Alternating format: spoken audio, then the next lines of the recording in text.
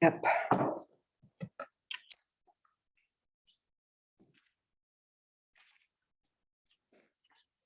Okay, it is 10 o'clock.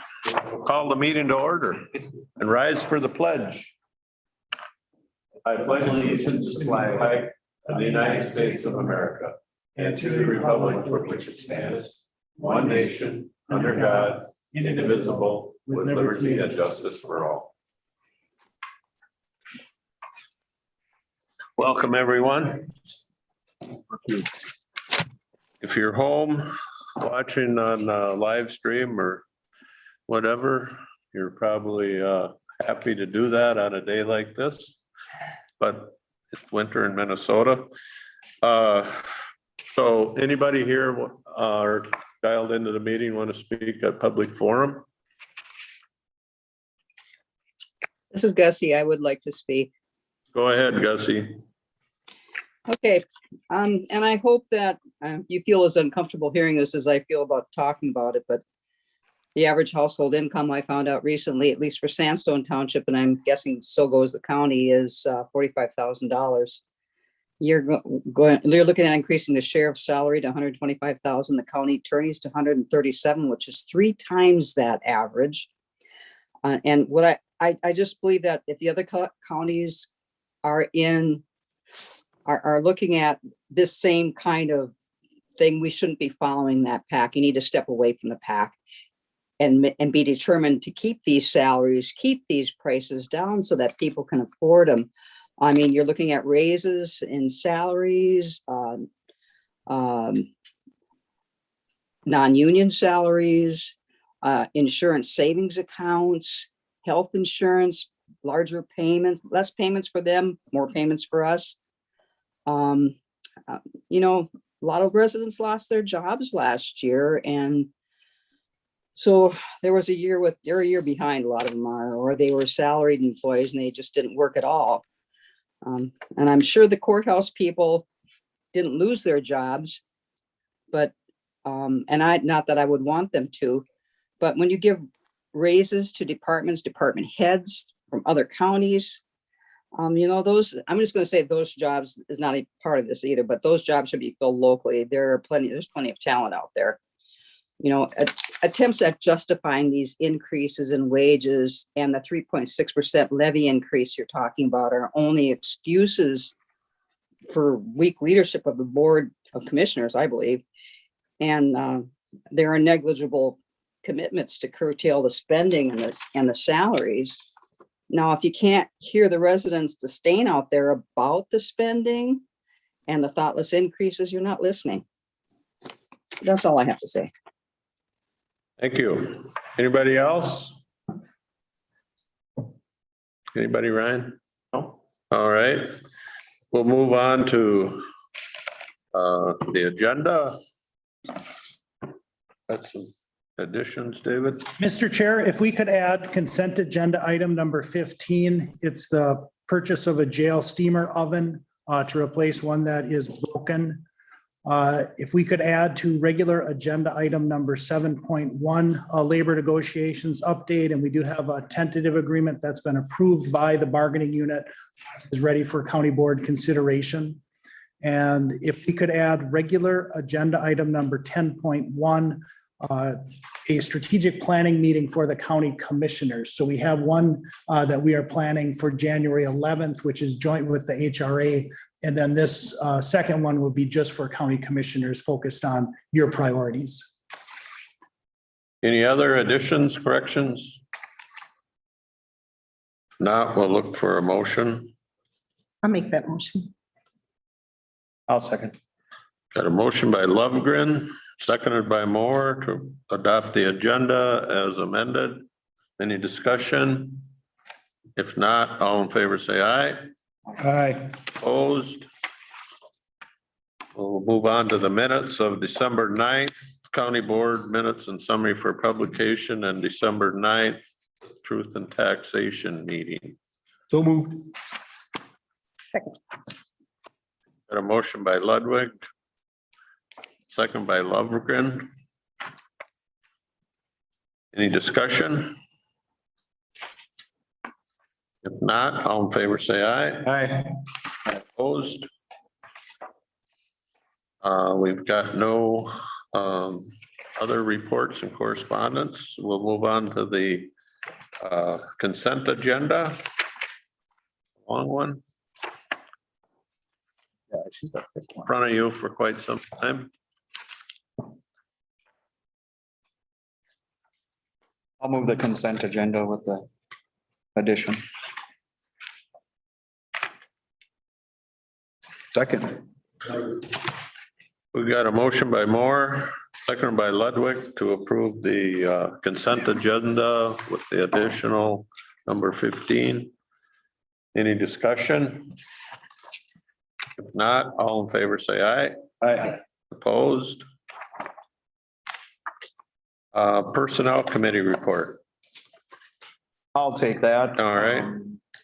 And yeah, we had a meeting December 13. Kind of kept the people from starting a little early. I was a little late, so I apologize to everybody that was there. So Health and Human Services, we acknowledge the resignation of social worker Nancy Johnson effective December 14th, 2021, and approve backfill of the position, any subsequent vacancies due to internal promotion or lateral transfer. Acknowledge the resignation of eligibility worker Denise Blessy effective December 6, 2021, and approve backfill and any subsequent vacancies due to internal promotion or lateral transfer.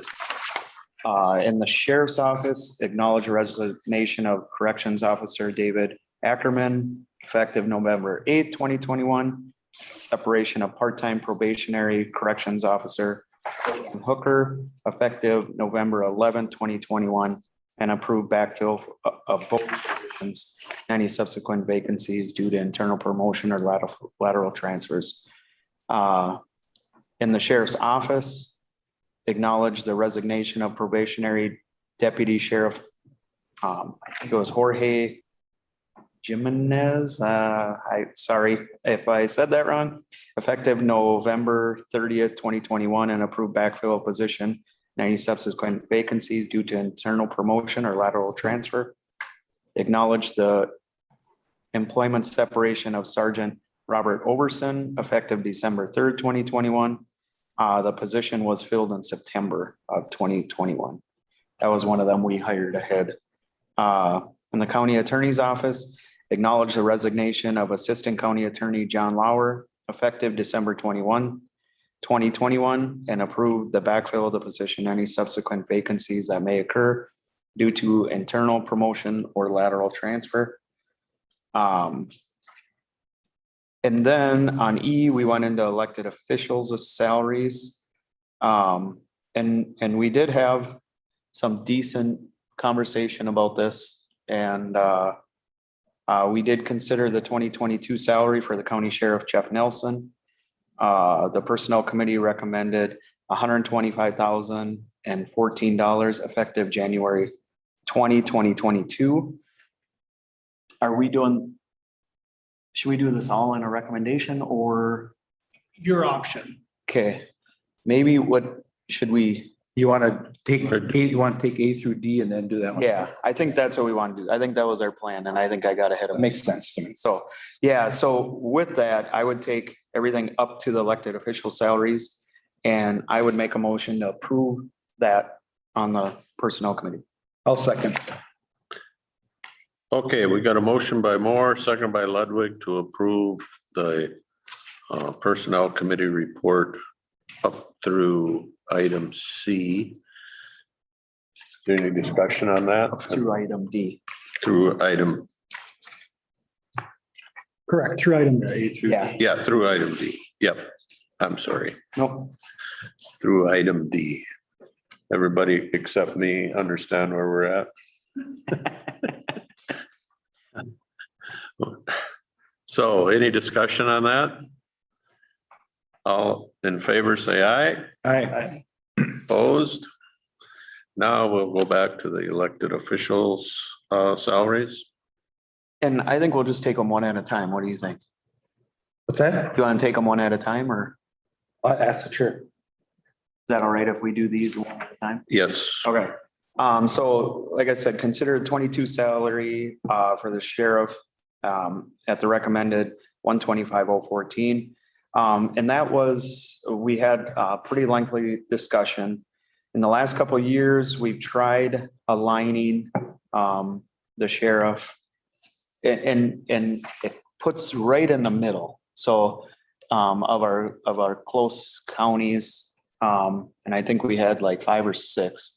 It wasn't just the Pickums, there was a few other ones added in there. So the sheriff was pretty low on the scale a few years ago. So we've made a few strides here to try to get them a little better aligned with everybody else. So that's where we came up with the 125,14. And I would recommend considering that in a motion. So Moore makes a motion for the sheriff Ludwig will second. and Ludwig seconds. Is there any discussion, questions? So you said, can I, Yep, you said that this puts him at midpoint between those 6 counties? Yeah. And I don't have the numbers right in front of me, but yeah, there was quite a bit higher. Not too many lower. It was right in there. He's probably sitting around the 80%. You know.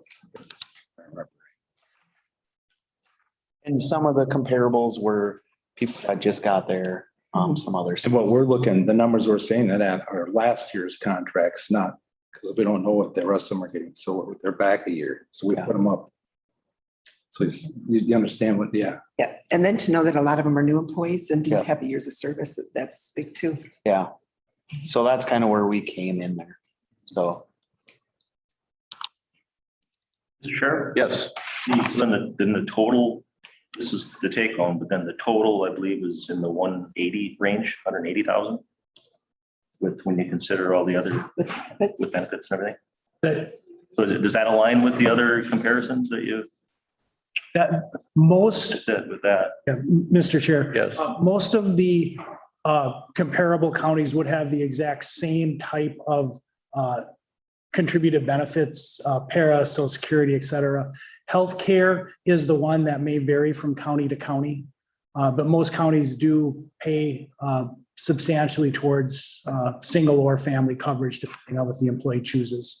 So I don't, without having the comparative data in front of me, I would guess that our benefits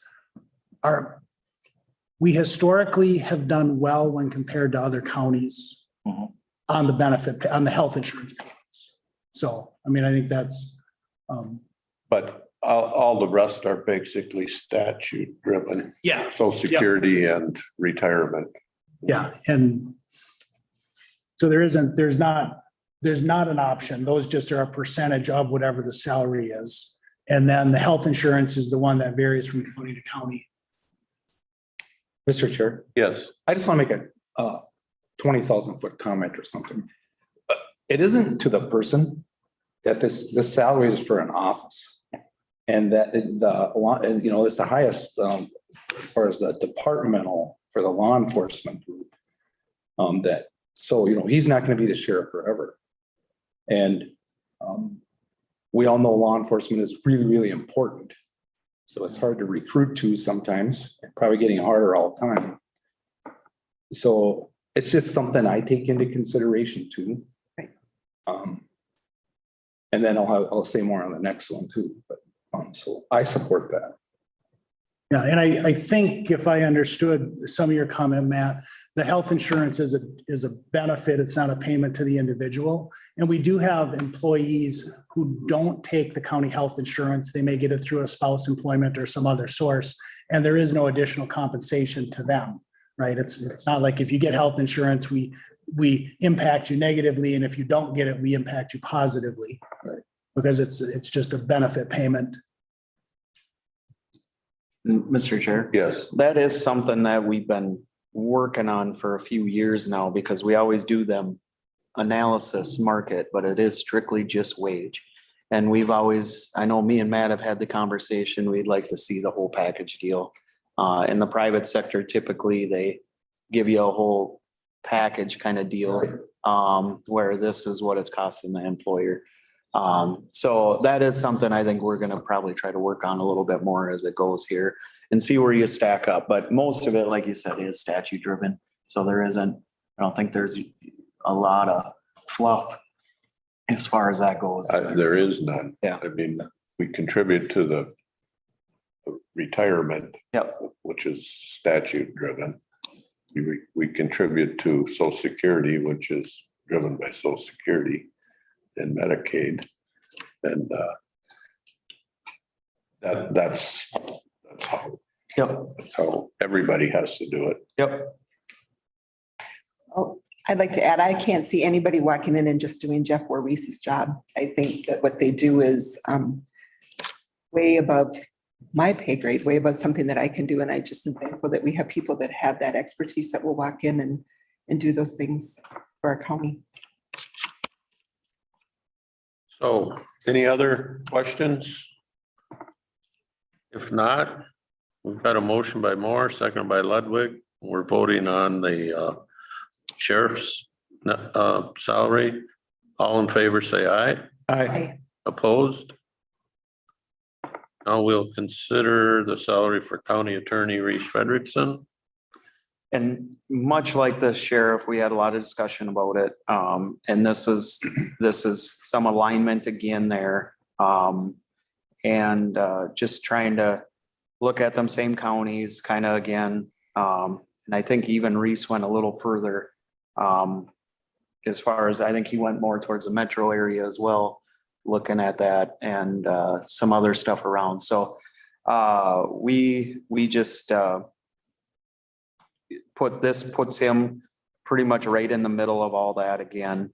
And part of that was tenure and a lot of stuff like that too. So we all know he could probably go somewhere else and make a lot more money.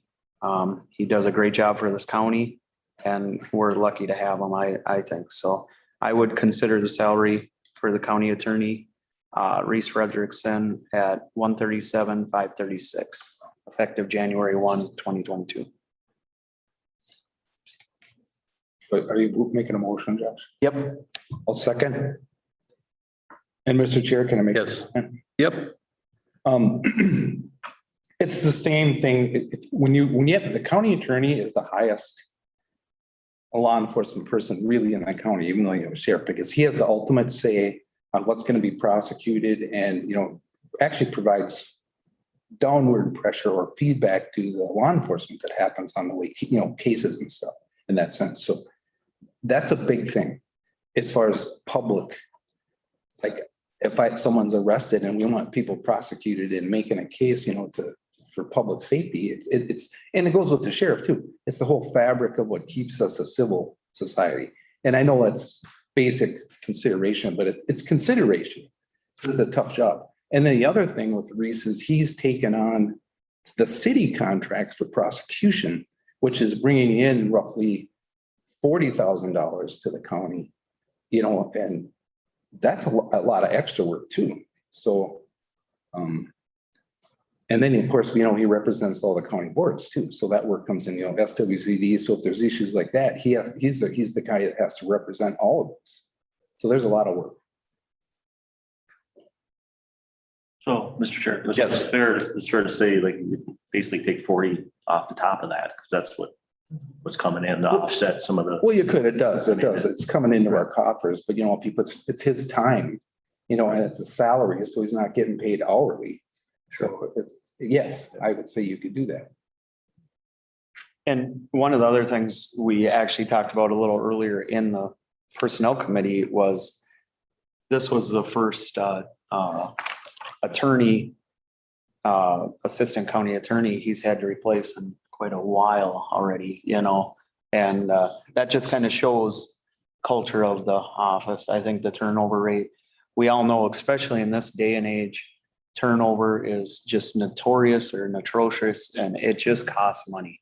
I was talking to Mille Lacs County Commissioner yesterday, and he said their assessors, they don't have an assessor, they don't have an environmental, the whole office is in disarray. And he goes throughout the whole county, it's in disarray. And that starts with leadership. Everybody always talks about money, money, money. I know money is not the number one driver. It's not even close if most people don't understand that. So I think that's just that saves a ton of money right there. So I appreciate all he's done in his office. So.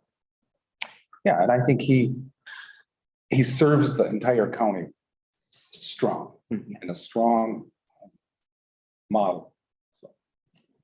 I'd like to add that I think that we have more cases going to court than we had in a long time, and that you're doing a really good job keeping our criminals at bay. And so thank you.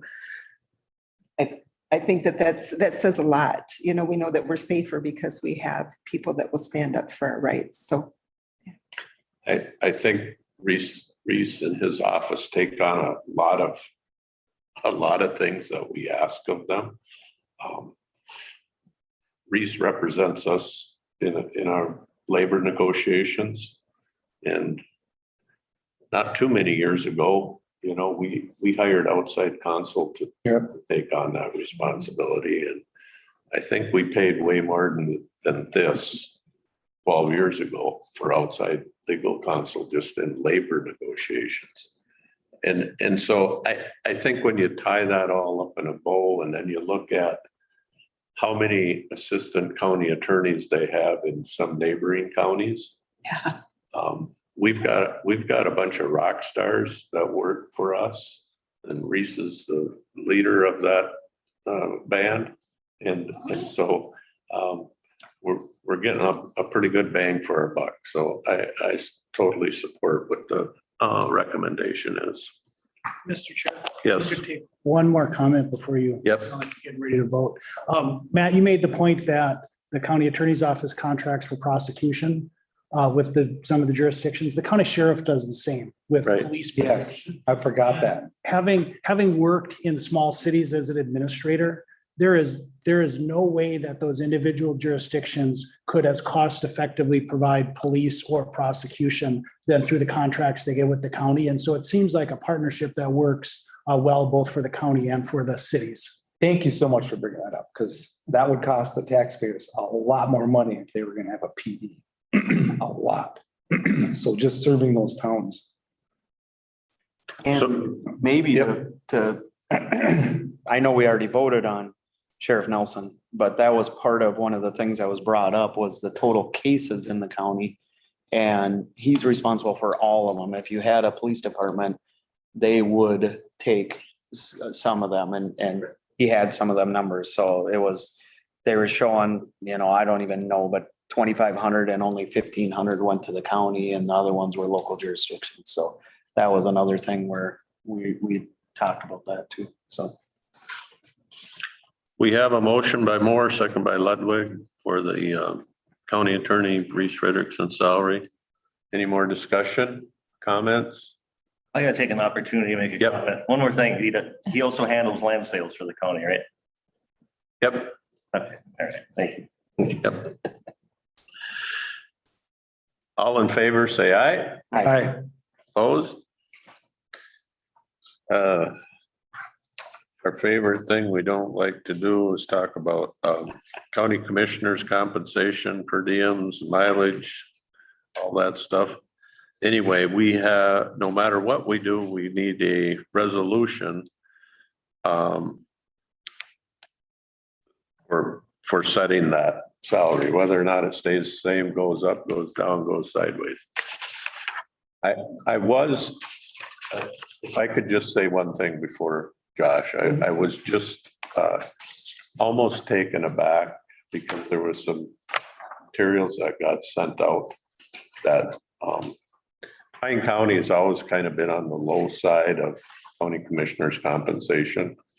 But we've gotten, for counties our size, gotten quite a bit behind. I'm not advocating anything, I'm just pointing out a fact.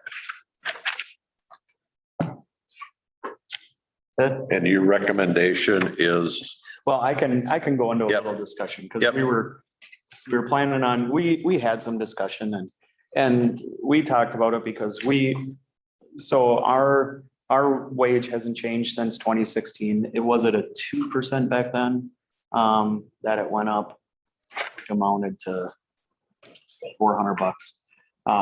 Since then, since 16, we did add, a little bit for the chair, a monthly, above and beyond. And that was just because the chair duties do require a lot more work. Talked a little bit about this, but we didn't talk a lot at personnel because we thought it doesn't really make sense not to have the whole board involved. Yeah, I think we went to, because I think we've discussed it in the past, was Yep. just having the automatic COLA. Yep. It goes with the other, and we've never done that, No, but I know we've discussed it. And we said, we've never done that. Yep. So we just let it, and we thought that's something that I think the whole group needs to think about too. and part of it is, like Steve did say, you don't wanna like just stay somewhere and lose it. And all of a sudden, one day you look at it and it's like, wow, we're just really falling behind. I don't think anybody that's sitting on this board is $400, 2%, 3%, or whatever, gonna make a bit of difference at the end of the day.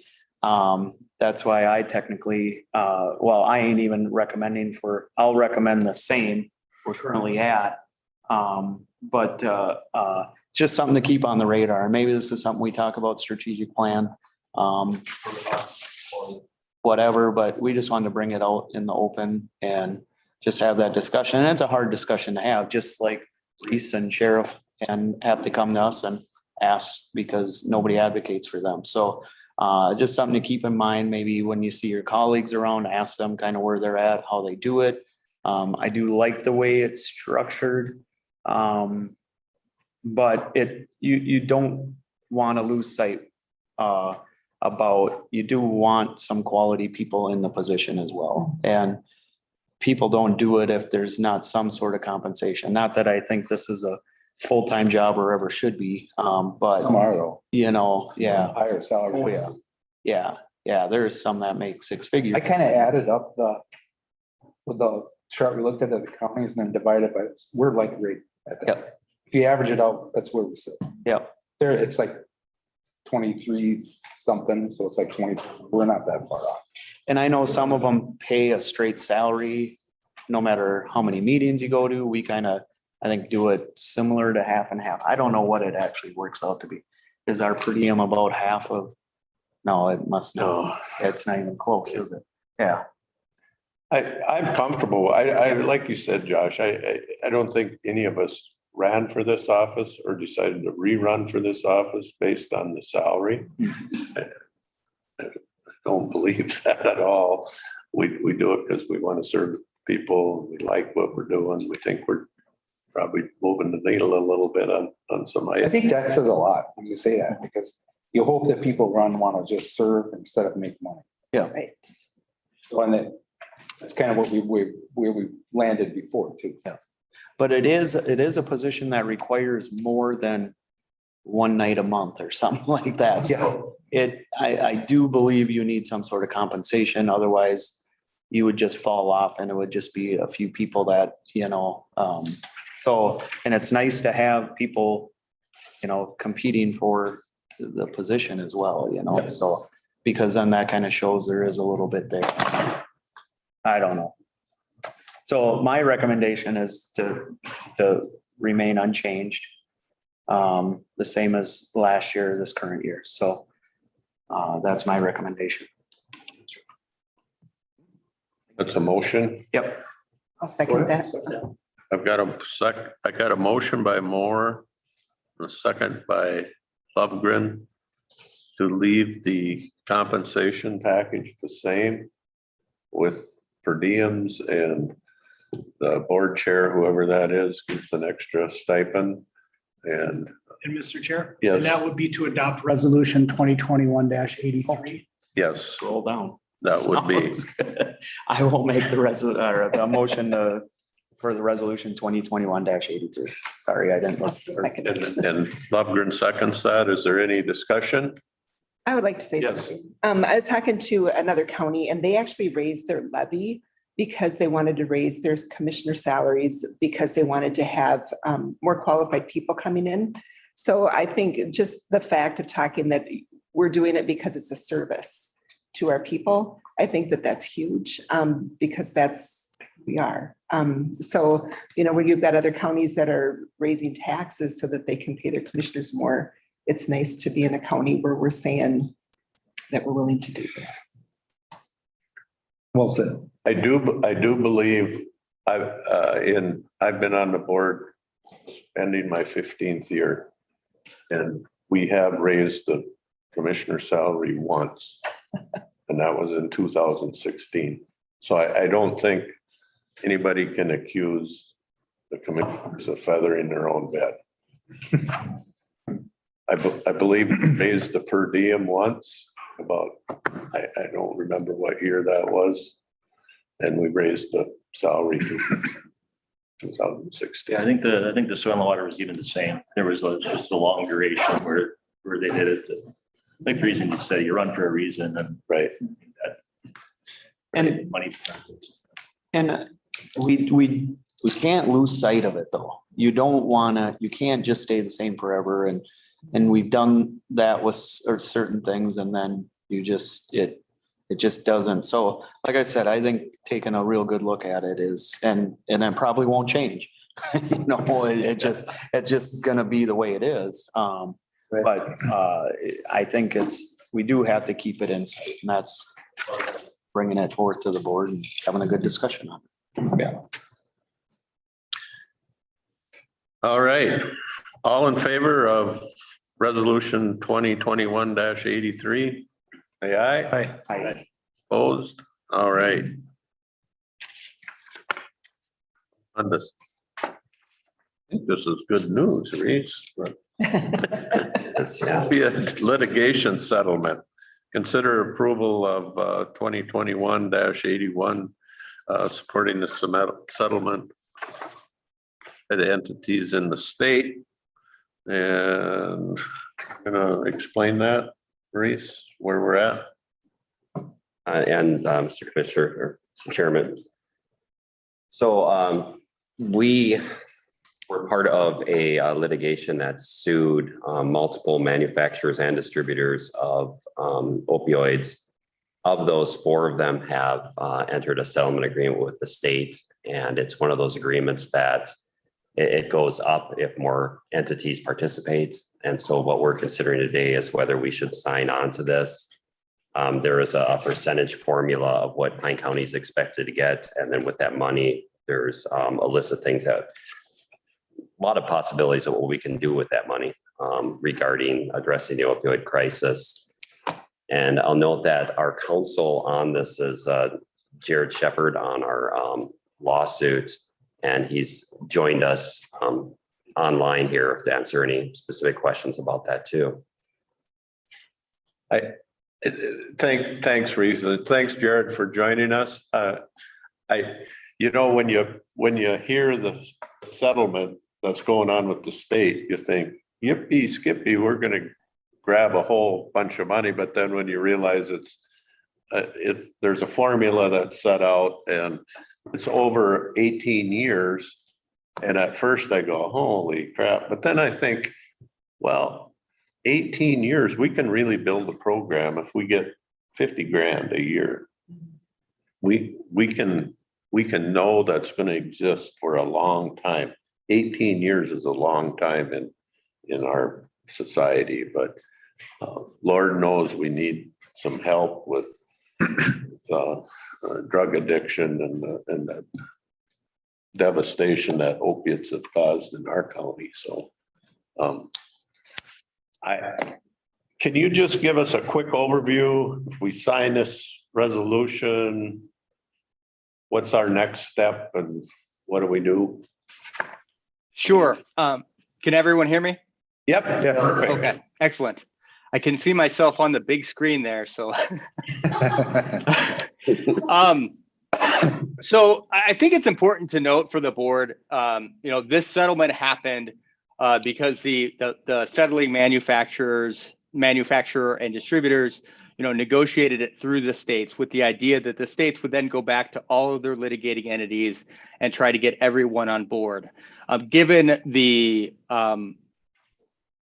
sort of huge nature of this opioid litigation in all the states and local government entities, it really is quite the enterprise. And what happened here locally, resulting in the allocation agreement, and I'll explain that a little bit more, is that the Attorney General then came into the state and convened an expert panel on the public health components of it, which then resulted in that list of abatement strategies that is part of the MOA, the Memorandum of Understanding within the state. So when we get this money, the county can use it.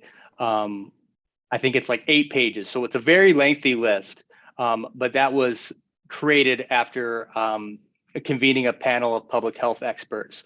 The other thing the AG did was set up a signers table where sort of all of the litigation interests got together and tried to figure out how best to allocate money within our state. So as part of that table, you had litigating entities represented, litigating counties represented, the Association of Minnesota Counties, the League of Minnesota Cities, the Association of Greater Minnesota Cities, and the AG's office, all coming together to try to figure out how best to allocate money within the state. And so there's really 2 things that the resolution in front of you does. One, it authorizes the county to participate in the settlement agreement, and that's really an easy process. Reese or David, I think David will go on and execute these 2 releases on behalf of the county, and therefore sort of raising our hand for the settlement. The second piece is what's called the MOA, the Memorandum of Understanding, or the State Subdivision Agreement. And that really is the model for how this is going to be implemented within our state, and including the allocation to counties and specifically the allocation to Pine County.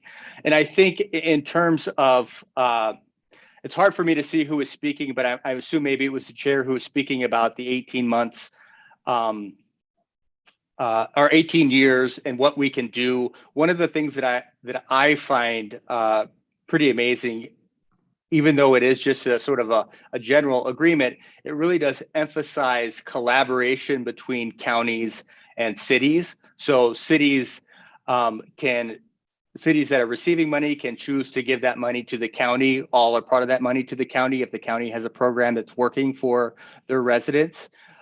There's communication that's built into using the money, so that Pine County, for example, will be communicating with municipalities within its jurisdiction to make sure that everyone is on board and understands how we're using that money. So it really is designed to try to figure out the best way for us to implement and to abate the opioid crisis within our state and within our local jurisdiction. So all that in my mind is sort of baked in there, in a very general sense, but I think it's important. One thing that I like to mention, and this is mentioned in my report, is that when the county signed on to litigation, we had a standard contingency fee agreement of 33 1/3. The way this settlement is happening, that 33 1/3 has gone away. So the federal judge in Ohio, who was presiding over the multi-district litigation, issued an order 9 months or so ago, capping attorneys' fees at 15%, saying that he thinks attorneys' fees that are above 15% are presumptively unreasonable. So that's sort of our cap. And what we did within the state subdivision agreement is acknowledge 2 things. One, as part of the national settlement with these 4 entities, there's going to be a pool of money for attorneys' fees. All of the attorneys can apply to that pool and receive money. The understanding is, kind of number crunching, is that would bring attorneys up to about 7%. So we created a state backstop fund within the subdivision agreement. Among 7% of that local government money is going to be created into a state backstop fund. And then if the attorneys can't get what they need from the national fund, they will apply to the state backstop fund.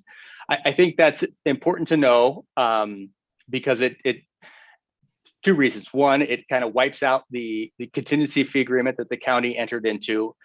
And two, for those entities that are receiving money that didn't litigate, they are then kind of paying a little bit of those attorney's fees. So, for example, cities over 30,000 are receiving money within this allocation agreement, even if they litigated or not. So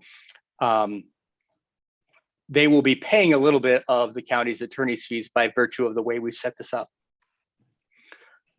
Excuse me. So I think that's all of the high points I wanted to hit, but I will certainly stand for any questions. Reese, you have anything to add? Just one kind of point / question. Well, first, I wish you would have went before you discussed my salary here, but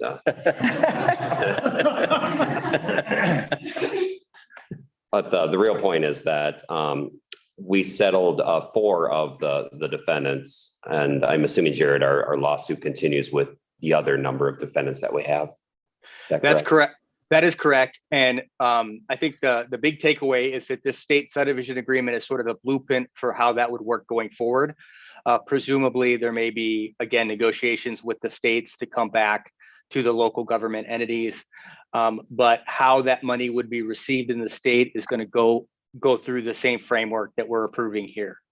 In other words, that 75% to local government entities and the percentages allocated to Pine County. And so the big one out there, I would say, there's several defendants that we have out there still, several of whom are in bankruptcy, but the big one is Purdue Pharma.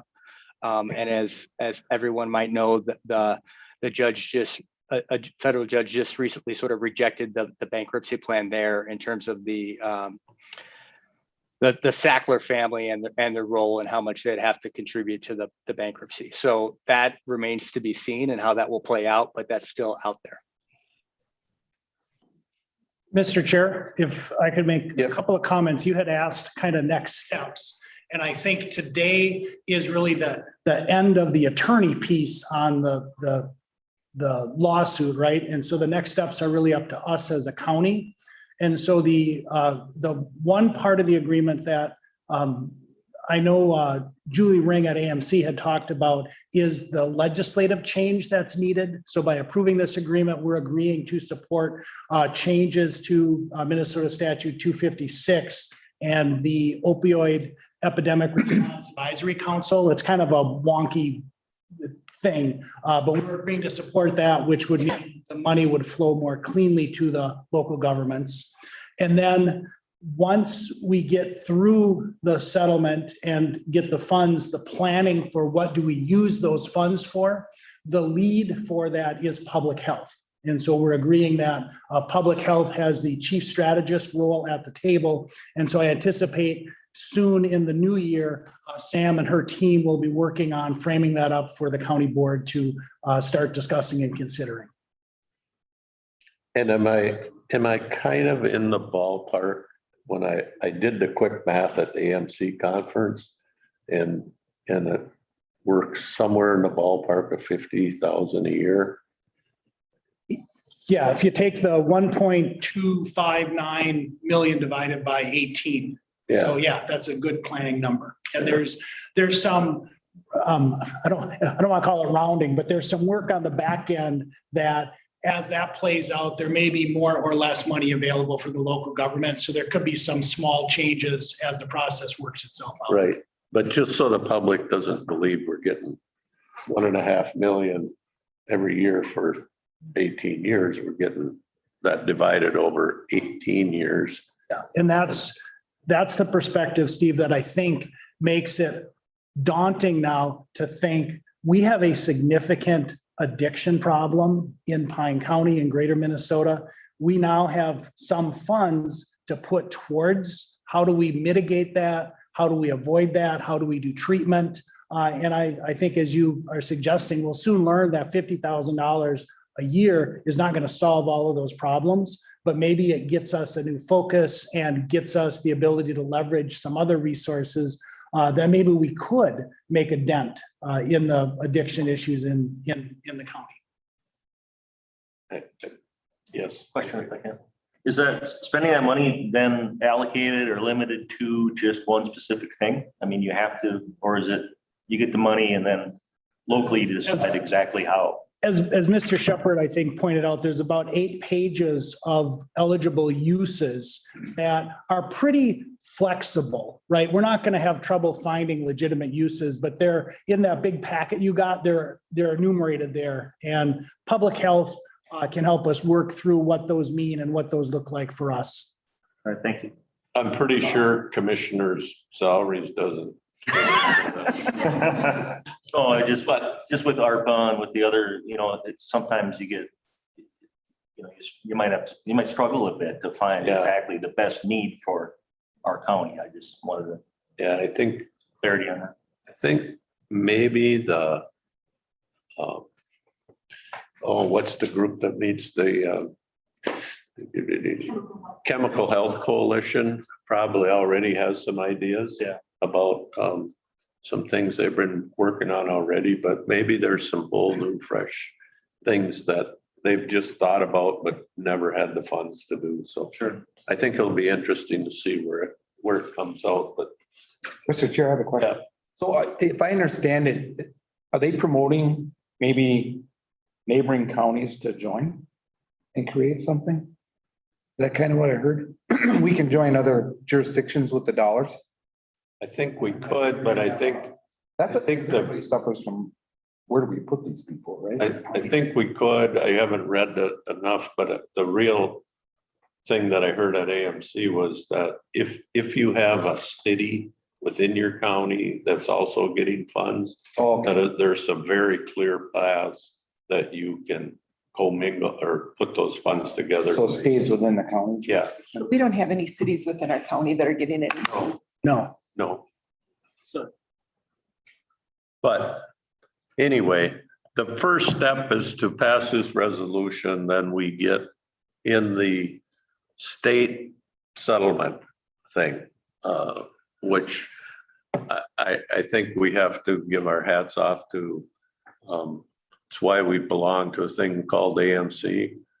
They put this thing together and went from the default button for the settlement was counties got 15% and the state kept 85%. And I think the final settlement that came out with the AG's office was completely reversed.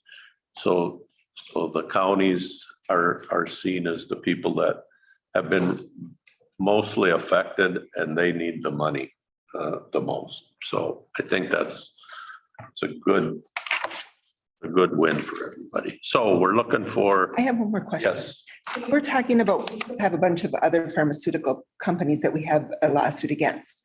So this is going to settle the ones on this. Are you still going to be the attorney that's going to work with all of the other? So you're going to continue being our attorney, working with all of the other companies, all the other pharmaceutical companies with the lawsuits against them? Yes, that's correct. Okay. I will move resolution 2021-81. I will second this. Got a motion by Ludwig, second by Lovegren to pass resolution 2021-81. Any more discussion, comments? If not, all in favor, say aye. Aye. Opposed? Okay. I think we're getting to easier stuff now.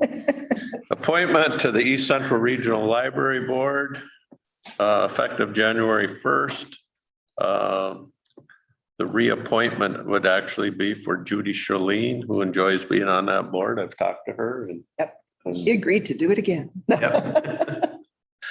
It's always nice when you have a willing, so we need a motion to reappoint her. I'll make a motion to reappoint Judy Charlene as a board trustee for the East Central Regional Library. I'll second. Got a motion by Lovegren, seconded by Moore to reappoint Judy Shalene to the Central Regional Library Board. Any discussion? If not, all in favor, say aye. Aye. Opposed? Clean Water Partnership Loan Amendment. Thank you, Mr. Chair. Yes. Kelly Shore, County Auditor Treasurer. So before you today, you have a resolution to amend our 2020 Minnesota Clean Water Partnership Project Implementation Plan. So if you remember way back in 2016, we began a loan program for folks to replace their failing sewers. And so that first 4 years of that program, we got $900,000, and it took us to the very end of that 4 years to spend that $900,000. When we redid it in 2020 to start August 1st of 2020, we had discussed do we think 900,000 for the next 4 years is going to be good? And I said, yeah, I think that'll work great. We did good the first time. But as of November, we had spent the $900,000 already. That just shows the need of the septic system replacements that's needed in Pine County. To date, we've replaced 90. We've got about 30 pending applications. So, the need is huge. This year, we also ran into the fact that you couldn't put in a mound system for less than 15,000. Previously, 12 to 15, and now we're seeing 15 to 25.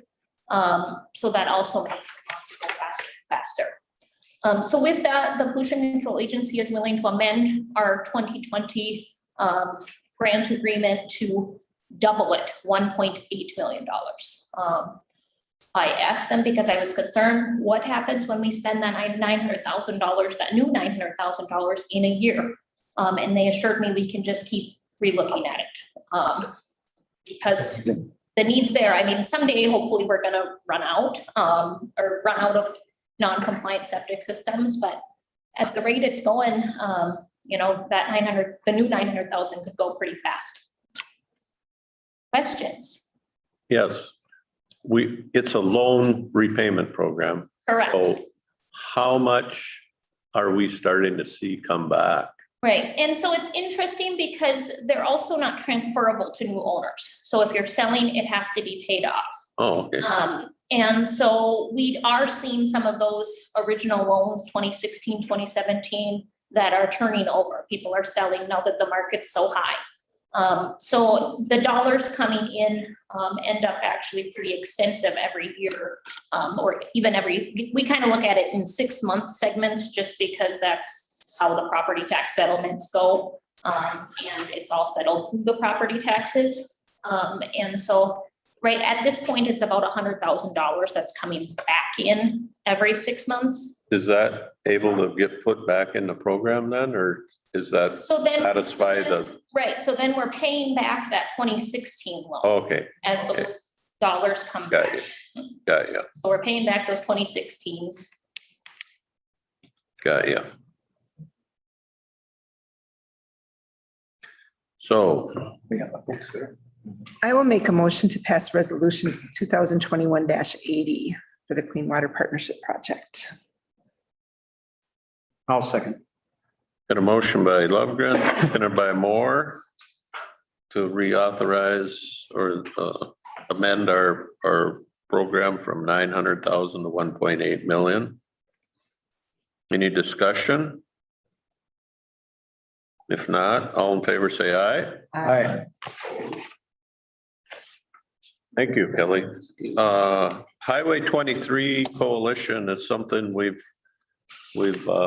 kind of pushed off our back burner, kind of re-entered here, I think lately when we've talked about economic development in Pine County.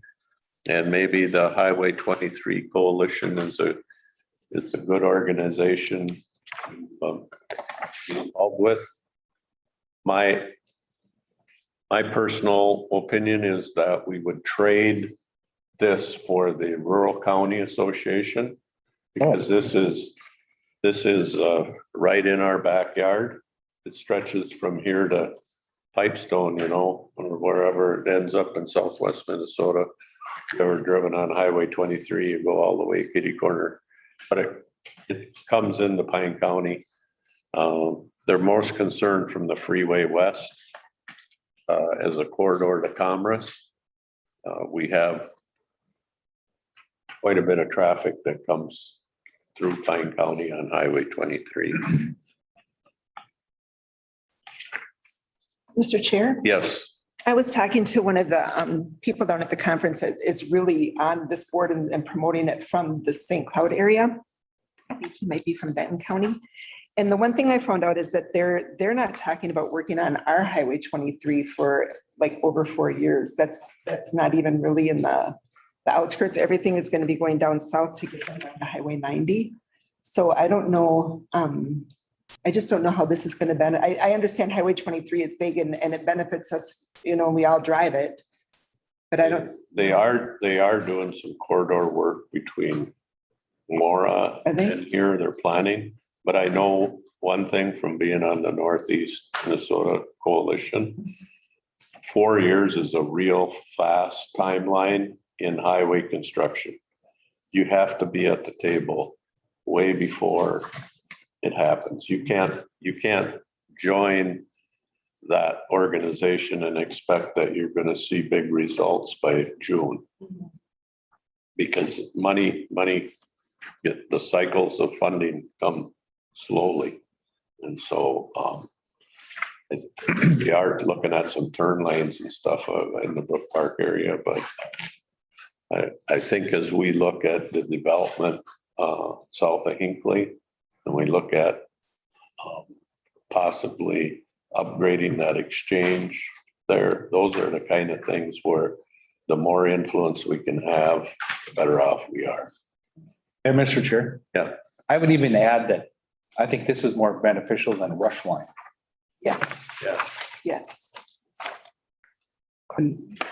Chair, maybe for the benefit of Terry and JJ, they did come to a meeting a year or so ago to present. Yeah. And so they were very engaged. And I think, like Steve said, we just deferred a decision on that.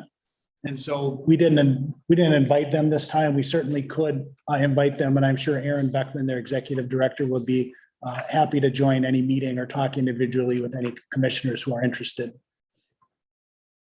But I recommend that we You're on. That's what we go ahead. we're looking at.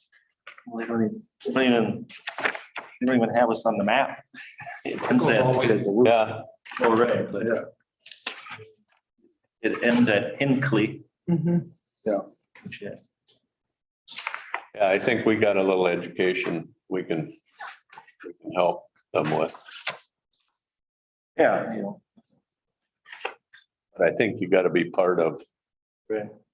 something to get something. That upper chunk. You make a motion? Evergreen Memorial. No, I didn't. Oh, okay. Did you?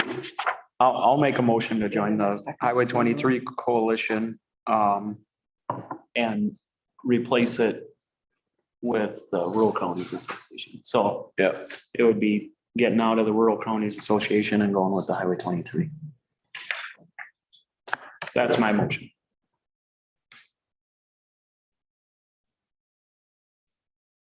we have a second.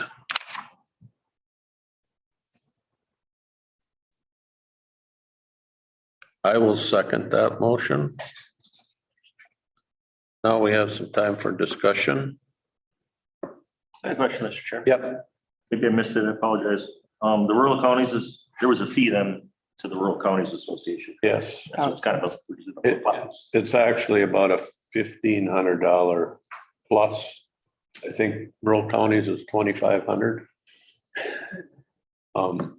This is 1,000. So, and nothing against rural counties. They do great work. Right.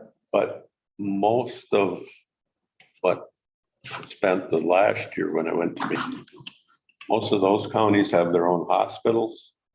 It's just a different mix of what they're advocating for.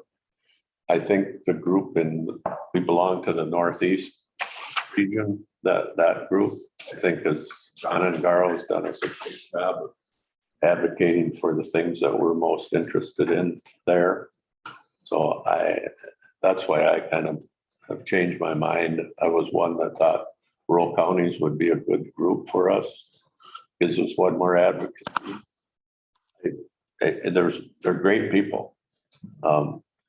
They weren't very excited about talking about tilt.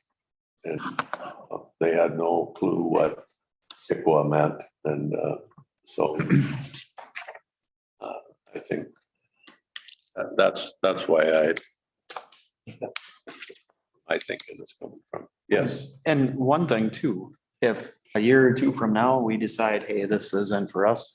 Yeah, we don't have to stay in it forever. Yeah, we don't have to do nothing, but I think it's one thing that's been on our radar for a few years and. Yeah. And we decided to try the rural counties and that one wasn't what we thought it was. So we'll try this. Yeah, how do we feel about Rush Line? 'Cause I was on that for a couple of years and all the money's staying in the metro. Yeah. You can't, no matter how much you talk, it's not gonna happen. I don't know what the exit strategy is there. But maybe that's something we should look into. Maybe something we talk about at our planning session in January. The only cost for Rush Line, I don't believe there's a membership fee. I think it's just we pay a proportionate share of the insurance, Yeah, I think. which is like $50-ish. So whether we're a member or not, certainly is a discussion topic, but there's not a lot of money on the table. Is it possible to get a list of all of the that we have a membership through and then what the costs are from them? So that I think we have that, Terry, but we'll get you another copy. Or if we could, and then the fees so that we could talk about it at that meeting? Yep. Just see what's there. Yep. We got a motion by Moore, seconded by Holland to join the Highway 23 coalition. Any more discussion? If not, all in favor, say aye. Aye. Aye, opposed? Then we gets us to the 2022 Pine County Property Tax Levy and Budget. Had this in front of us for 8 months. I guess it was getting easier. That was my Well, we've thoughts. worked on this for a long time, so I think we all, Mr. Chair, if I may, in my board request, I did lay out that we were able to identify about $60,000 worth of savings in the general fund that you have not previously seen. So I did have an attachment that listed what those changes were, which I'm happy to walk through them. In the general fund, we were planning to spend reserves, so that just allows us to spend less reserves. And then in the highway fund, Mark just had some things moved between different line items, but the net did change to 0. And then in the building fund, we levied $25,000. And on the expense side in the building fund, then we list an expense of $25,000. But annually, we actually receive $10,000 from the sale of the John Wright building from the city of Sandstone. So with that, just for more accurate budgeting, I was able to recognize that additional $10,000 worth of revenue and then $10,000 of additional expense.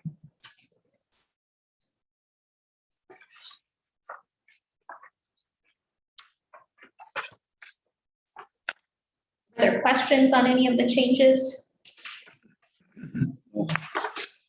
no. It was very laid out nicely.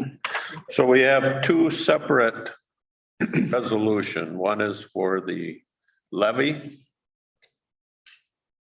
which is 21-77. You need a motion for that. Nobody has big questions for Kelly. I'll make a motion to approve resolution 2021-77. 2022 property tax levy. I'll go second. And a motion by Lovegren, second by Ludwig to set the property tax levy at $20,652,675 in resolution 2021-77. Any question? If not, all in favor, say aye. Aye. Aye. Opposed? Then we're looking for a resolution 2021-78, which is the budget, which corresponds to the levy. I will move resolution 2021-78. I'll second it. Got a motion by Moore, seconded by Lovegren to adopt the budget in resolution 2021-78. Any discussion? If not, all in favor, say aye. Aye. Opposed? Establish the non-union cost of living adjustments, the COLAs. So, Mr. Chair. Yes. We have all of our bargaining agreements settled at a 2% cost of living for 2022, except for the one that's later on your agenda.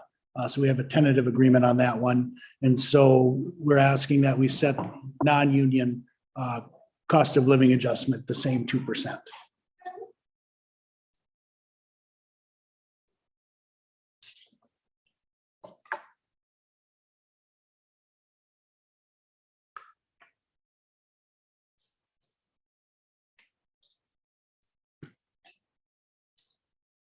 This is, we've kind of followed the union contracts. So our non-union people stay in line. Is it- Got a motion by Ludwig, I'll second. seconded by Moore. Are there any questions or comments on that? If not, all in favor, say aye. Aye. Opposed?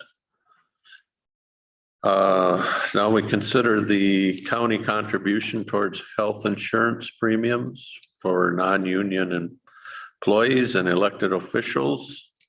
And we've got a chart there that shows the county contribution and the employee cost. Pretty self. Motion to accept the non-union cost or the health insurance for non-union and elected officials. I'll second that. Got a motion by Lovegren, seconded by Moore to set the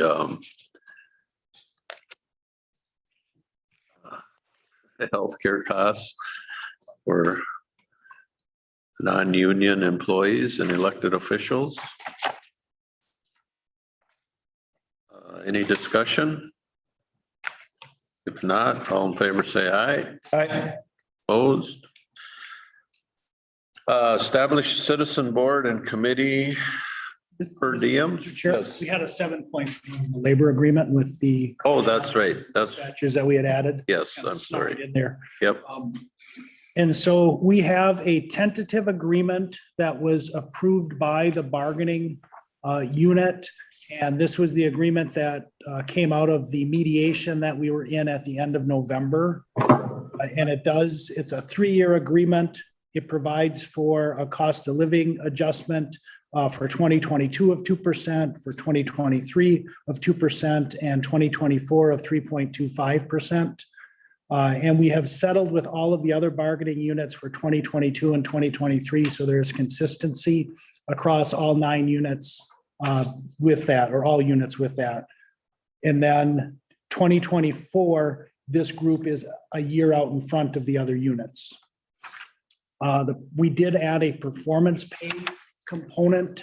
The performance pay is identical to what we offer to the deputies through their bargaining unit, and it's up to 2% at 15 years of employment, and it's subject to a satisfactory performance review by the sheriff or designee, or the jail administrator in this case.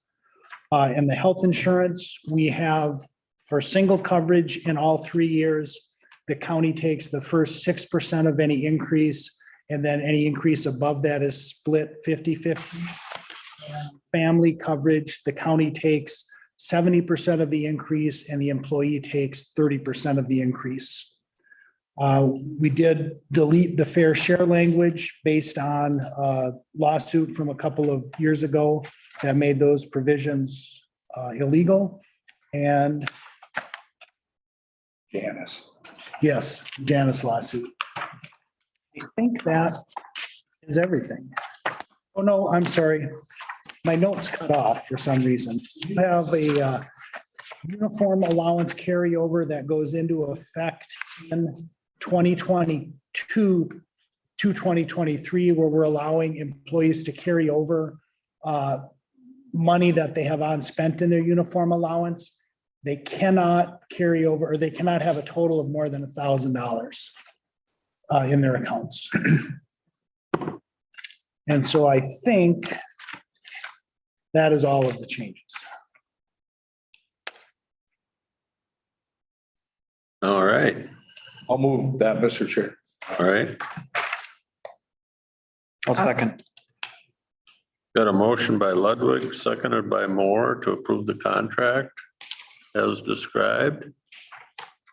Any discussion, questions? If not, all in favor, say aye. I, Opposed? Now, we'll establish the citizen boards and committee per diems. This is not the county commissioner per diems. This is when people sit on a board that They have to. ask them to, and they get a per diem. And it's the fee rate, they all the same, David? They are all the same, Mr. Chair, and we went to a uniform $75. Maybe 2 years ago, we brought everyone into alignment, and state statute limits the HRA to $75. It's the only one that I'm aware of has a statutory limit.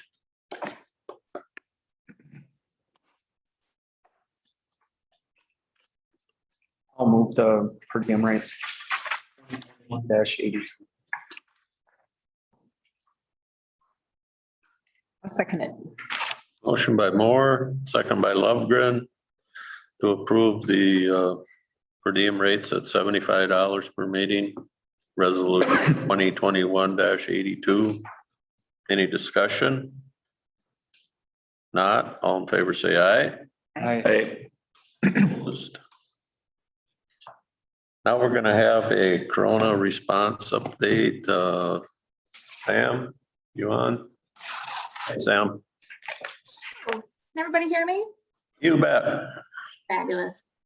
All right, I'm just gonna quick. Before Sam starts, I want to point out something. We have all these award-winning people in our county, and Sam is one of them. And she won an award. Terry was there the other night from St. Croix River Ed District, which represents all the schools in the county, for her great work that she's done with the schools, being their advisor on public health issues as they relate to the coronavirus. So Sam, we're very proud of you, and thanks for, I told her earlier, thanks for always having that positive outlook, and even though you're sometimes telling us stuff we don't want to hear, you tell it to us, and we appreciate that. So thank you. Can I add? Yep. So I talked to you the other night, and we had the meeting here with the schools, and for them to talk about you and your team and the things that you did, but then to go above that and to go and hear them talk about you at the meeting, and then to watch you skip up to get your award. And she did skip. It's just a blessing, and your team is amazing, and you're a good leader for that team. So I just want to thank you for everything that you do. It's always good to hear positive things about our employees, and I've heard nothing but great things about the things that you have done. So thank you. Definitely a team effort. The school, I am not the only one supporting our schools last year or this year. It's a team effort, but it's been quite a ride. They know my face well now. Yeah, thank you. Yeah, it was really fun. It was a good night. So the whole reason why the schools know me as well as they do is COVID. So let me give you a quick COVID update. The host has disabled screen sharing. I cannot share my screen. Thank you. All right. I can see that you can see my screen. Handy. So quick update. I just like doing visuals because I'm a visual person, I'm a visual learner. So I'm not going to hopefully spend too long and belabor the data because I'm the only one very excited about data. But I do want to start off with just the idea that I talked about really, really early on in the pandemic, and I think has been forgotten at times. In the end, it'll be impossible to know if we overreacted or did too much, but it will be very, very, very apparent if we underreacted or did too little. So when you're thinking of, should I care? Should I do things? You'll know if you should have cared, but it may be, not necessary. You'll never know. So just a good little nugget. So just quick snapshot of where we're sitting for Pine County. As of yesterday, we have 5,528 cases so far in the county. The past month-ish, we've been averaging 150 to 200 cases a week, which is quite high as a rate for how many people we have living in the county. And so far, we've had 47 people in our community die. From September onward, we've had on average about one person per week die who lives in our county, which is rather staggering if you think about it. Think about how, if you just hear about a death from some other random accident, it's very rare and it's a big thing and it's in the news. Every week somebody's dying from this. And it is not only people living in long-term care facilities at this point. We have young people dying. We have, middle-aged people dying, people who don't have a ton of underlying health conditions. So it's getting around. So here's just a nice visual. I'm sorry, it's a little blurry because it's a screenshot of a chart that I keep track of. But this is pure numbers, raw case count per week. So you can see from the very, very beginning, here it was our prison outbreak. Here was our big spike last November. So we haven't reached that high yet. Then we came right back, we came way down. We had a smaller spike in April, came way down. The summer was glorious. I missed those days. And then we came back up and here we are sitting quite high. Last week was a little bit lower, but we don't know if that's just a weird quirk or if it comes back up because sometimes they do that, or if it's going to be a trend. We just don't know yet. So that's kind of where we're sitting right now, is quite, generally speaking, high. For vaccines, we are sitting at 49.8% of eligible people, so 5+, have at least one dose. And so we're really close to half. I'll be really excited when we hit 50. But right now we are the 4th lowest vaccination rate in the county, or in the state. If you look down in the metro, they're hitting around 80% vaccinated. So just to give you context of where we could be, that is not to say vaccines are not available around here. We are out and about every week, multiple times a week. We are at schools, we are at our offices. So people can get them, they're just not choosing.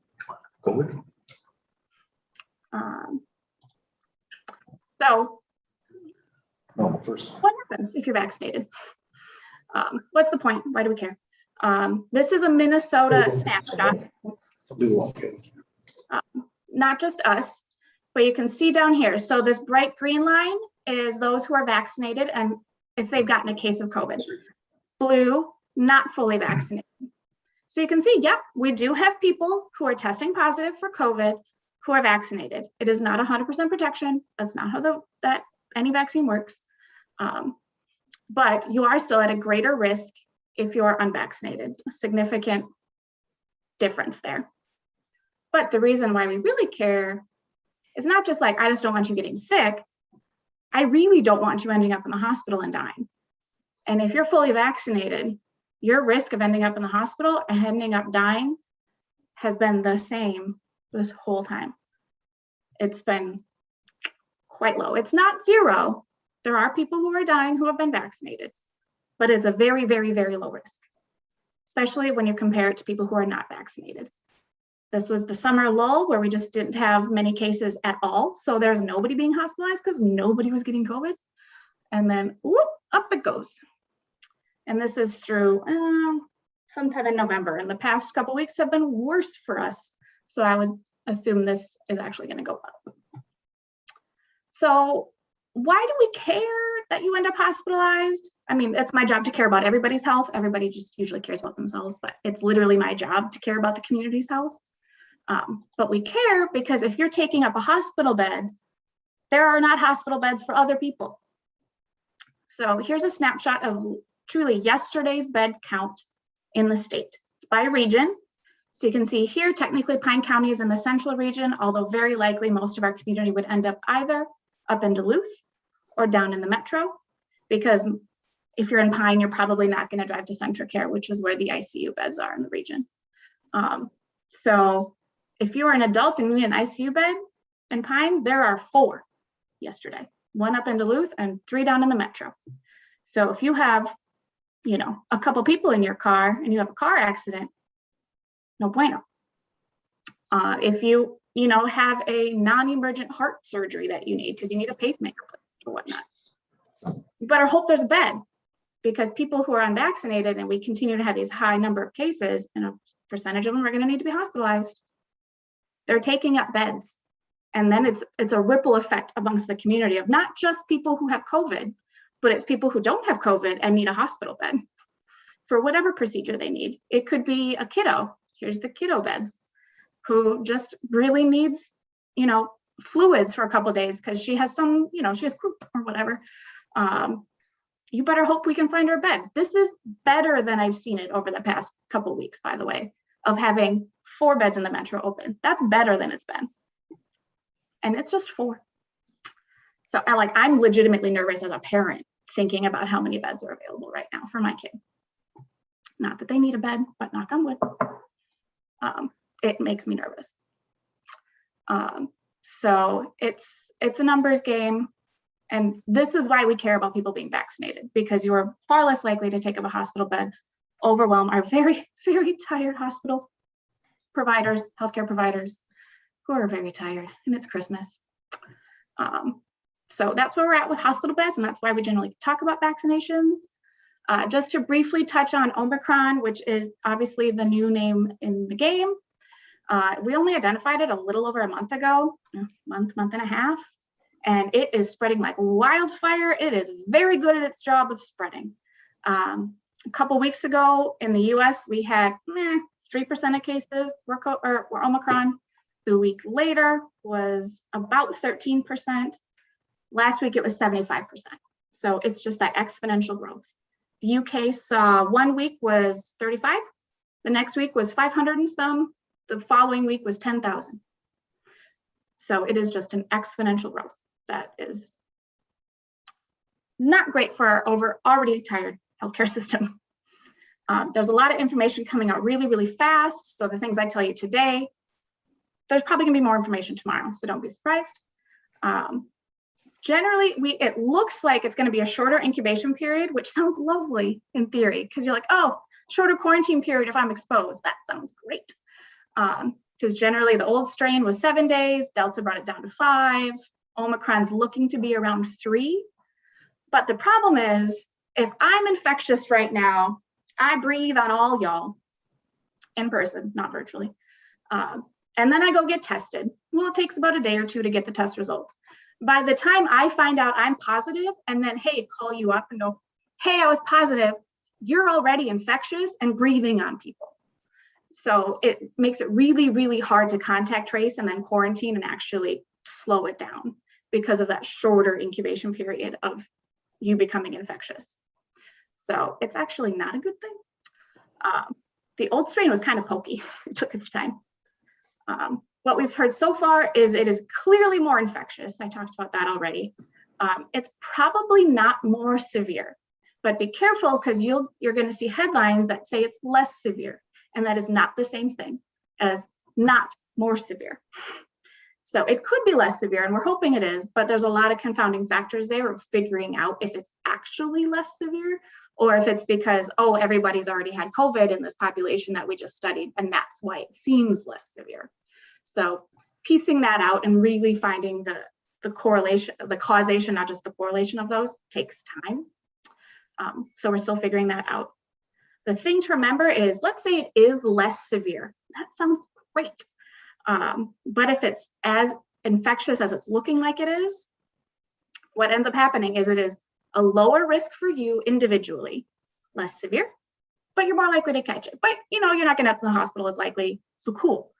But it's actually a greater risk for the whole, because if a whole bunch of people catch it at the same time, which is going to happen if it's more infectious, it's still going to overwhelm our hospital systems, and we are tired. So it's a kind of a numbers game of playing with percentiles of, if only 1% end up in the hospital versus 2, hey, it's half as severe. And those are hypothetical numbers.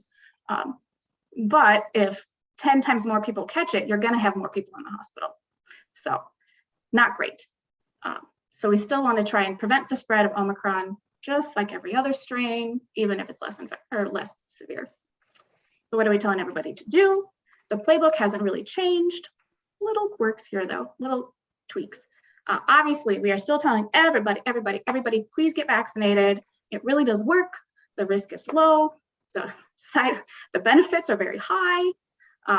But more recently, we really want you to get boosted, particularly with the Omicron strain, because we're seeing that 2 doses or the 1 J&J are not enough to really give you good protection, but that booster really kicks up your antibody levels, and it really does provide good protection again. And 3 doses of a series is not that exciting in terms of like the vaccine world. We get 3 doses all the time of MMR and Hep B, like 3 doses is not crazy. And you get the flu shot every year. So other things you can do, wear your mask when you're gathering inside. If you're all going to be together and you're not in the same house, you're not in a bubble together, wear a mask. Yes, it really does help. If you're going to get together with a whole bunch of people, say you're having Christmas together, we're not saying don't gather for Christmas. We know it's important for people to get together, have those social connections. But hey, have everybody test the morning of with a rapid test. You can get them at Walmart, you can get them at Walgreens, wherever you feel like, Amazon. Get it's just a little nasal swab. It's not way up in your brain. It literally looks like a little pregnancy test. You wait for the lines. 2 lines is bad. 1 line is good. And then you generally know that day you're probably not infectious, but you really want to do it the day of, because your body can ramp up really quickly. And then the next day you could test positive, but you could feel good the day of that. Hey, let's all get together. We're all vaccinated and we're all going to test the morning of, and then get together and have your lovely Christmas gatherings. So that's what we're recommending for holidays. But if you are feeling sick, please stay home. Even if you test negative, please stay home. I do not want that germ either. I don't want COVID, and I don't want the other random germ you might have if that's something different. Test negative, still don't want that. So stay home if you're sick. That's what I got. There's your David dump. Questions? The SWCD is. I got a Any question. quick? Yeah, go ahead. So the booster, are they saying, I remember with the first vaccine, some people got really sick the first time, some people got really sick the second time. What's the booster like, or are you getting any? So just our general observation from everybody we've talked to / our staff who've gotten it is it hit kind of somewhere in the middle between how you felt with your first dose and how you felt with your second dose. So for me, I took a nap in the middle of the day and I was tired, but I also had a toddler keep me up all night. So really hard to ascribe completely to the vaccine. And then my arm was sore. So I did not have it as bad as my second dose. So I felt pretty good. I bounced back pretty quick. My husband was fine. So somewhere in between the first and second dose in terms of like how you felt the day after. It goes away after a day or two really quickly though. The other thing I just wanted to say is I just looking at these numbers over the last little bit, and it is amazing how much the vaccine helps people stay out of the hospital. And that is, I think, like you said, you can still get it. I think a lot of people have got it, didn't even know they had it, but the people that are sick and or get, the hospitals are getting overwhelmed, and it's I don't quite understand the reasoning, you know, when the numbers were way higher last year. I mean, we heard this, but it seems like it's almost more critical now than it was back then. So I don't know. So that's just what I've noticed on it. So I appreciate all the information. That's what I'm here for. Thanks, Sam. I have a question. Yep. So is there any, I was talking to somebody the other day who their relative had not been vaccinated and they got COVID. And so she's on a test and they test her every month to see if she still has the antibodies. It's been 9 months now and she still has antibodies for it. So is there any statistics that you have to share on that? Because I mean, obviously we've got a low number. So I think we need to look at both sides and how we can help people. So we never want to suggest to people to go get COVID in the hopes that you will develop antibodies because you also have the risk of dying. So never going to be the strategy we lean into. But they've looked at antibody levels of if you've gotten vaccinated, and they've looked at it if you have had just a natural infection. The really cool thing is they've seen antibody levels up here and then they slowly wane. Like that happens. It's not the only vaccine that happens to. But then they got the booster and it shot up really, really high, like way above where it was originally. And it's kind of consistently stayed high, which is positive. We still are early on in the booster phase of this response. So we're not sure if it'll last years or not, but it was quite high. Just because you can identify that they have antibodies, if you're positive for antibodies, does not mean it is a high enough level of antibodies to be protective. So like with a booster, it's like this much antibodies and it looks really good and you should feel pretty confident. You could have this many antibodies and you'll show us having antibodies from a natural infection, but that may not actually protect you enough to actually fight off another round of it. And we're seeing people get COVID twice after having COVID the first time pre-vaccines. So yes, you can have an antibody test and be like, woo, I still have antibodies. It doesn't necessarily tell you the level of antibodies and at what level it's protective. So I wouldn't lean too heavily on that particular test. Okay, thank you.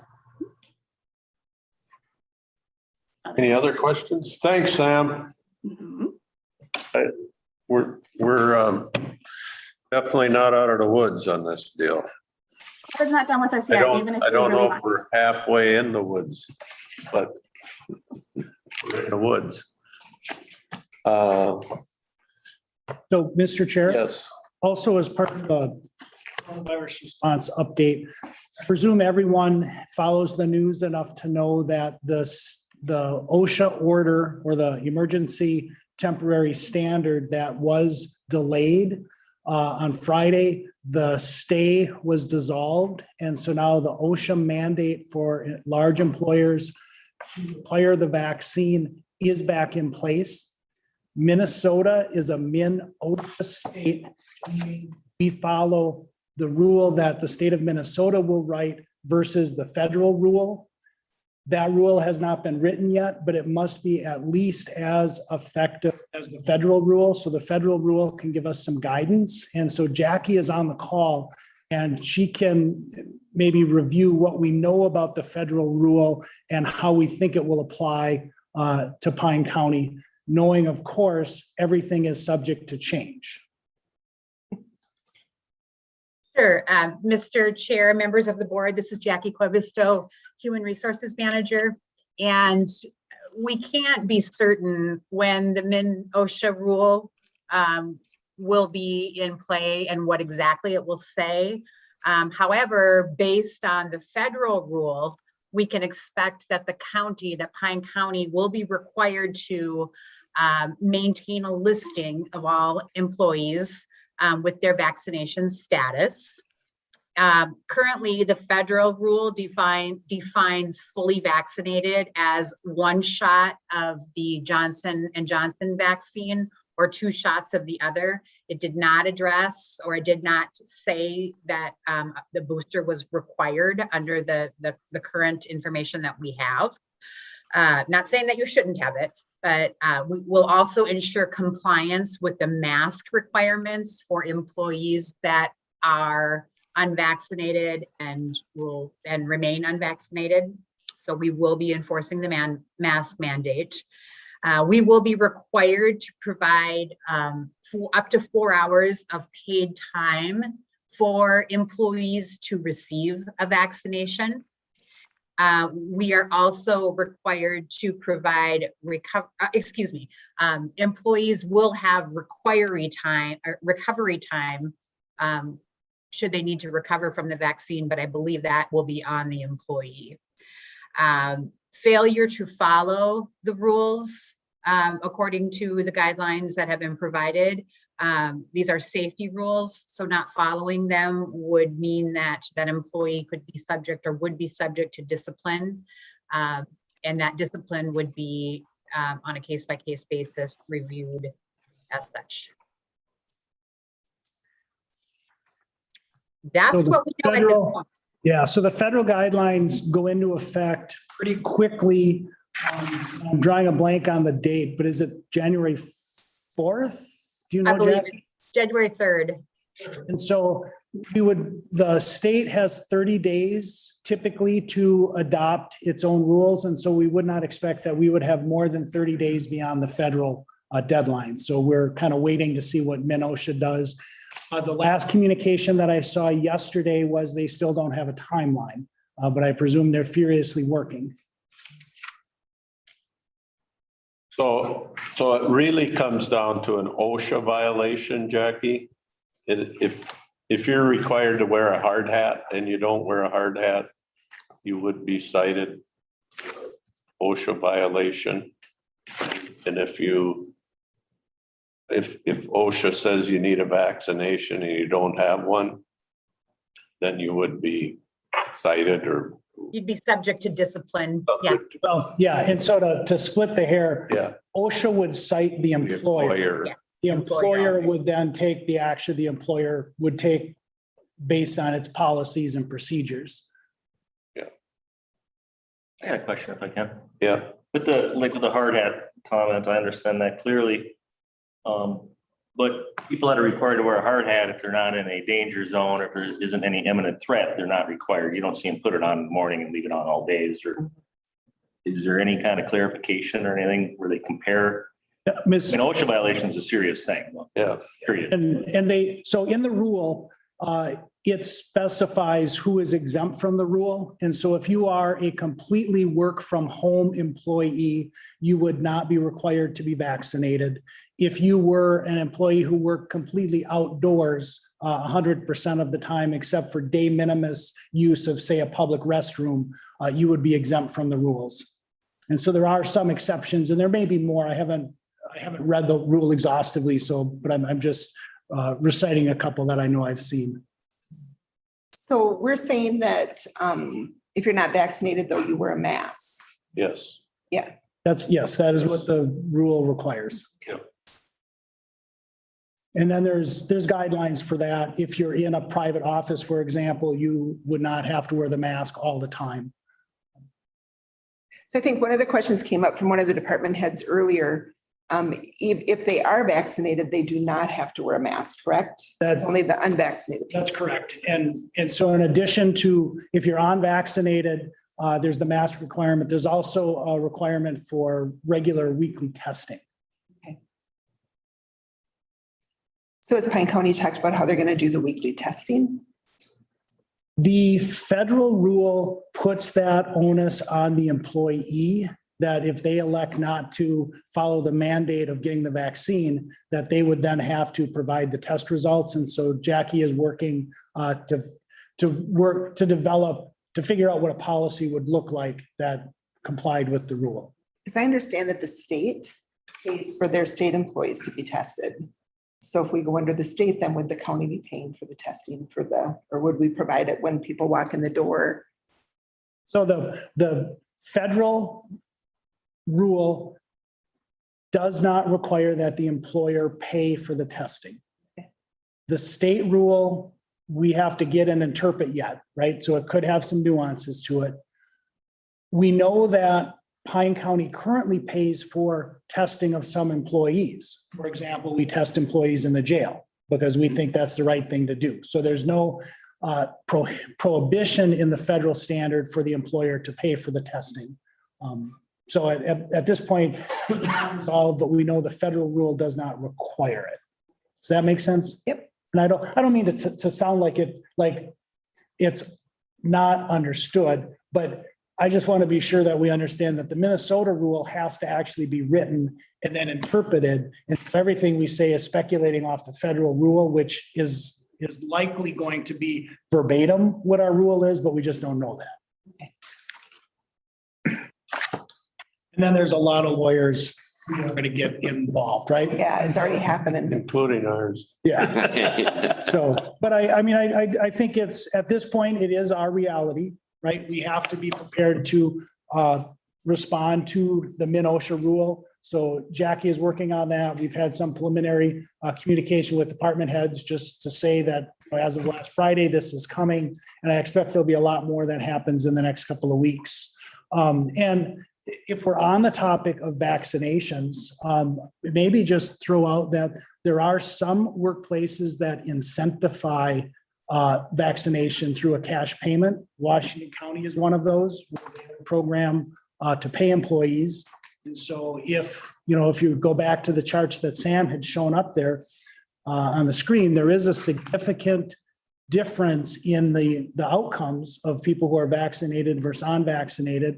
And if you looked at the chart in like June, July over the summer, where transmission rates were really low, infection rates were really low, hospitalizations, deaths were really low, that is our goal, right? To get those rates low to zero. And so vaccination is the most, if we're going to continue to associate with other people, vaccination is the single most effective tool that we have at our disposal. Can I chime in briefly? Yep. I would just also point out, as far as the thought of incentivizing a vaccine, may sound like, oh, well, we don't want to spend that money. But if we incentivize people to be vaccinated, our healthcare costs theoretically will be less because they're less likely to be hospitalized, and we are insuring them, and we do foot that bill. So theoretically, it could be a cost savings mechanism if we get enough people vaccinated.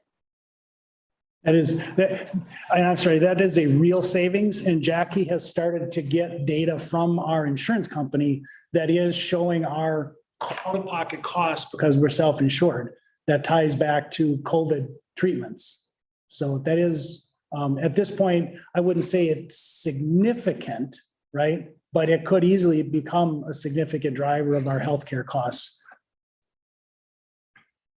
And I would add just daily doing business. I mean, when you got a healthcare or employment crisis like we're in, where you can't find people and you're short-staffed, if all of a sudden people are sick and it rolls through a department or an office, it's a real deal. So.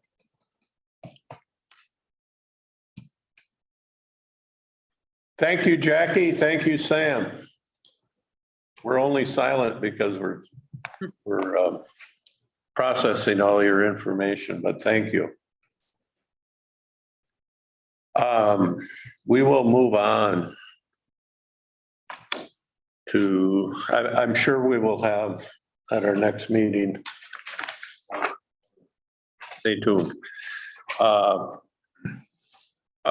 Special meeting in the county board for a HRA strategy planning session. We're looking at January 11th at 10 a.m. How does that look for people? You need a motion or just consensus? We would set it as a special meeting. And so we'll just do that if that's the consensus. I don't hear anybody jumping up and down saying, no. We're going to have the strategic planning board meeting that same day afterwards. Well, that's the next thing on the agenda is when is the best day for the planning, strategic planning session? Is it that day or is it the afternoon after our board meeting? Is there another day? So sorry that I made this more confusing than it needed to be because I got focused on the HRA joint strategic planning. And then after the fact, thought, well, the county commissioners probably want an opportunity to sit down amongst themselves and discuss and think through their strategic priorities for the year. And so we're looking just to schedule that for a time. And it's conceivable we could do it on the 11th after the joint meeting. It's also conceivable that we could do it on the 18th after the regular board meeting. How long do you think the HRA meeting is gonna take? I would think that's at least 4 hours. I mean, that's probably a little longer because there's going to be presumably 10 folks in the room who have not done this before. And I say we, you commissioners in the county have high expectations of what the HRA role is for the future economic development in the county. And so I think that we don't want to cut it short. And I think those people are looking for some conversation and direction. Yeah, and I think on our strategic tech planning, I like having fresh minds too, instead of tired minds. And the same, but we also want to stick that meeting in educating on our financial structure, you know, so would that one be quicker? I don't know. Add that one, you know, like, remember when we had the investment committee and we thought we should get everybody up? Yeah. That works. And that we don't necessarily have to do that in January. I know, but it's the sooner the better, because it helps everybody understand stuff. I'm not trying to muddy the water. Oh, no, and I'm not either. I'm just trying to get the year off to a positive start with making sure that you feel that you've had the opportunity to think through what your priorities are and give direction, get feedback from department heads. Yeah, and I think you're right. I think the strategic plan should happen in January. Month, right? What does the 12th look like?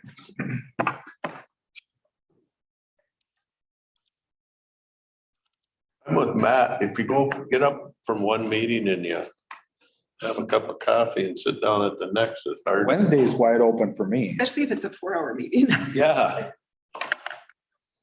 There's nothing on the commissioner calendar on Wednesday, January 12th.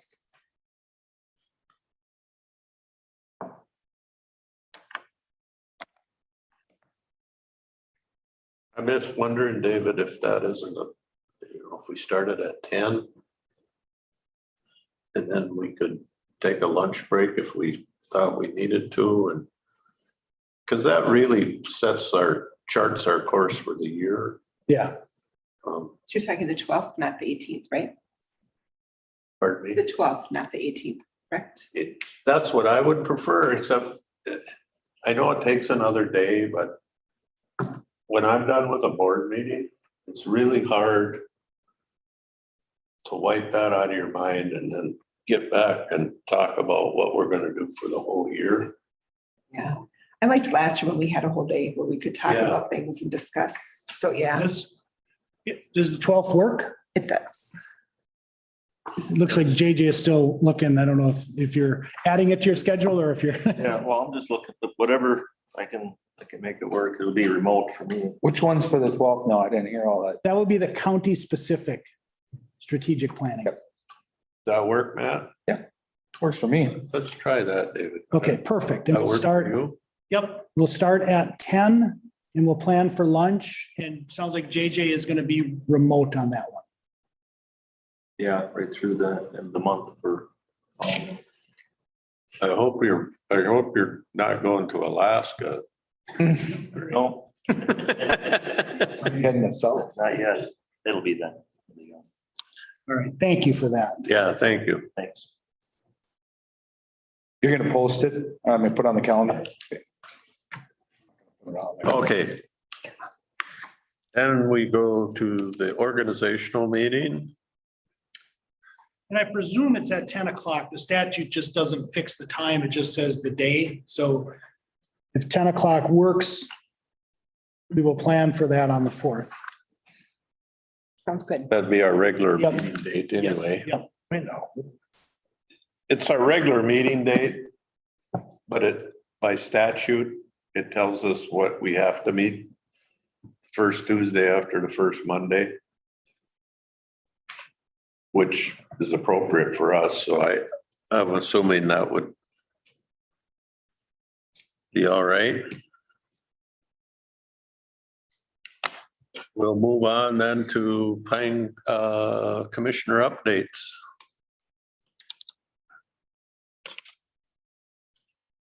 Law Library. Yeah, we had a meeting. Biggest thing we did is review the inventory of the law library, and they've kind of went around here and there. Most of them, well, all of them, books are all Greek to me. I have no idea what Judge Martin and a couple attorneys that are on there kind of discussed them. There's a few that they decided we just don't need to put back in.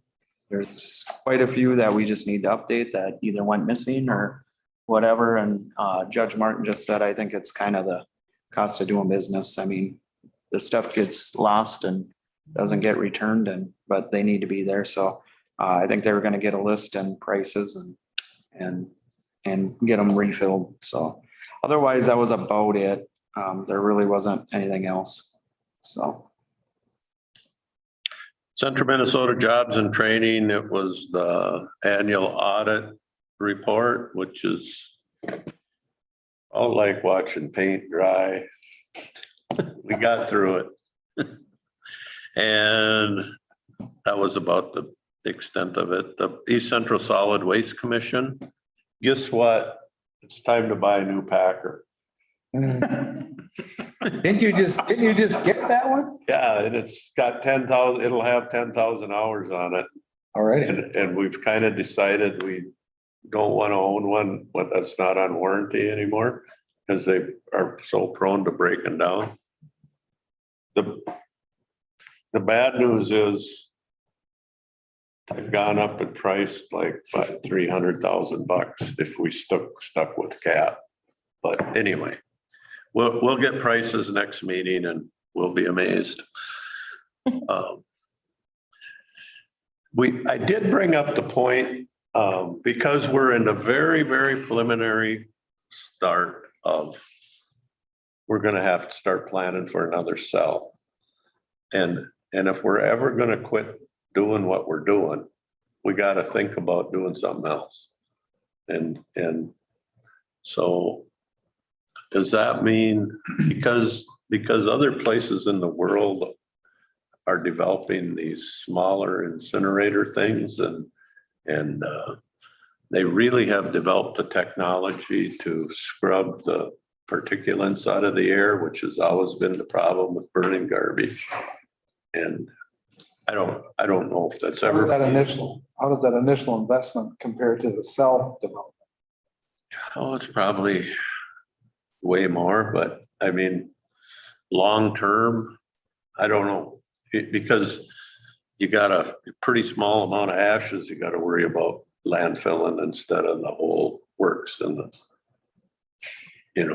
our population has increased in East Central Minnesota, but the garbage has increased exponentially compared to population. And I think we all know that because we all go shopping and we come home with this enormous amount of stuff we got to throw away. One thing our engineer did say is, places that are really looking at recycling. One area that is in education that can really help is the food waste. We throw away an exorbitant amount of food compared to the amount we buy. And that's making up, in some cases, 20% of a garbage collection. So a member of the Clean Plate Club in that group. Yeah. So anyway, I think the conversation just needs to start someplace. And so I started it. East Central Library. We talked about the Sandstone Prison. They have a contract where they pay $8,000 a year to get materials, and they're questioning how much they're paying. So that's one of the things. They were their email system was hacked, and so they were dealing with that issue. So if you got any weird emails from the library, be careful.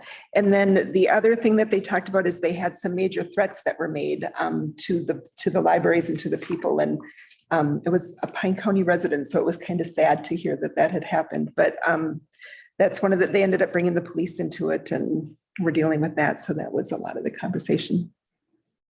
Like email threats? Well, email and Facebook, and I think they showed up at the library. There were a couple different libraries that attacked, yeah.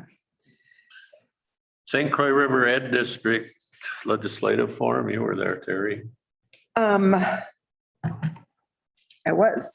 have to think about it. So they talked about a lot of the things, and we were talking earlier about how the state has this big surplus. The schools were talking about if they took that surplus and paid what they had stated that they would pay towards special education, that would take care of their surplus. And I was thinking, no, they need to give it to us. But so that was a big part of it, is where that money goes. They asked some really good questions of their legislatures.